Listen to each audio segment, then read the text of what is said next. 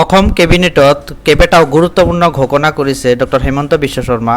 প্ৰথমটো গুৰুত্বপূৰ্ণ সিদ্ধান্ত হৈছে 19,199 কোটি টকাৰ শিশু শিক্ষাৰ বাবে বিকাশৰ বাবে খৰচ কৰিব ডক্টৰ হিমন্ত বিশ্ব শৰ্মাৰ চৰকাৰে। দ্বিতীয়টো সিদ্ধান্ত হৈছে 12,214 কোটি টকা নাৰী সবলীকৰণৰ বাবে হিমন্ত বিশ্ব চৰকাৰে খৰচ কৰিব নাৰী সবলীকৰণৰ বাবে। তৃতীয় নম্বৰ গুৰুত্বপূৰ্ণ সিদ্ধান্ত হৈছে 8,648 কোটি টকা জলবায়ু সংৰক্ষণ আৰু বহনক্ষম উন্নয়নৰ বাবে খৰচ কৰিব।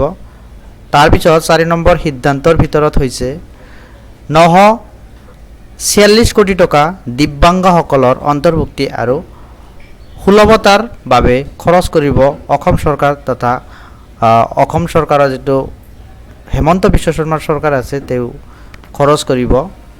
গতিকে আপোনালোকে যদি ভিডিঅ'টো ইনফৰ্মেটিভ ভাবি আছে তেতিয়াহ'লে ভিডিঅ'টো লাইক কৰিব। চেনেলটোত যদি নতুনকৈ আহিছে চেনেলটো ছাবস্ক্ৰাইব কৰি কাষত থকা বেল আইকনটো প্ৰেছ কৰিবলৈ একেবাৰে নাপাহৰিব।